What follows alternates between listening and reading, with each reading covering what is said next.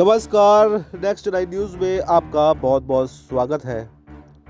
राष्ट्रीय जनता दल के सुप्रीमो लालू यादव ने बाबा साहब भीमराव अंबेडकर पर केंद्रीय गृह मंत्री अमित शाह की टिप्पणी को लेकर उन पर निशाना साधते हुए कहा है कि उन्हें कैबिनेट से इस्तीफा दे देना चाहिए और राजनीति भी छोड़ देनी चाहिए।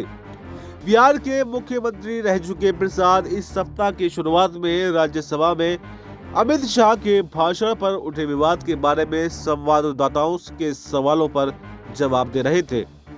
उन्होंने कहा कि अमित शाह पागल हो गए हैं, वो हमारे पूज्य बाबा साहब के प्रति नफरत से भरे हुए हैं। मैं इसकी कड़ी निंदा करता हूं।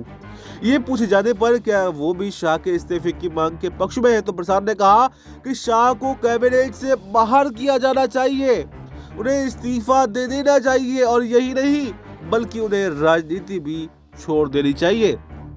प्रसाद की ये टिप्पणी कांग्रेस के उस आरोप के बाद में आई है जिसमें ये कहा गया कि केंद्रीय गृह मंत्री अमित शाह ने राज्य में भारत के संविधान की 75 वर्षों की गौरवशाली यात्रा विषय पर 2 दिन तक चली चर्चा का जवाब देते हुए मंगलवार को बाबा साहब का अपमान किया था। मुख्य विपक्षी दल ने अमित शाह के संबोधन का एक वीडियो भी जारी किया है जिसमें गृह मंत्री विपक्ष पर कटाक्ष करते हुए ये कहते सुने जा सकते हैं कि अभी एक फैशन हो गया है कि अंबेडकर अंबेडकर अंबेडकर। इतना नाम अगर भगवान का लेते तो 7 जन्मों तक स्वर्ग मिल जाता। इससे पहले बुधवार को शाह ने कांग्रेस पर भ्रम फैलाने और लोगों को गुमराह करने के लिए उनकी टिप्पणियों को गलत तरीके से पेश करने का आरोप भी लगाया था। राष्ट्रीय राजधानी दिल्ली स्थित भाजपा मुख्यालय में एक संवाददाता सम्मेलन को संबोधित करते हुए अमित शाह ने बुधवार को कहा कि वो सपने में भी संविधान निर्माता का अपमान नहीं कर सकते।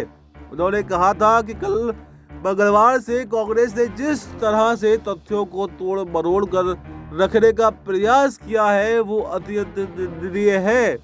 मैं इसकी निंदा करना चाहता हूँ। अमित शाह ने कहा था कि मैं उस पार्टी से आता हूँ, उस संस्कृति से आता हूँ जो सपने में भी बाबा साहब के विचारों का या बाबा साहब का अपमान करने का सोच भी नहीं सकती है।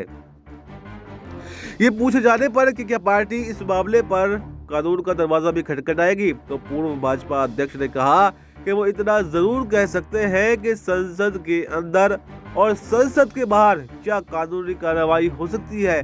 भाजपा उन सभी संभावनाओं को तलाशने में जुटी हुई है। इस खबर में फिलहाल इतना ही। देश और दुनिया की तमाम बड़ी खबरों के लिए आप बने रहिए हमारे साथ और देखते रहिए नेक्स्ट 9 न्यूज।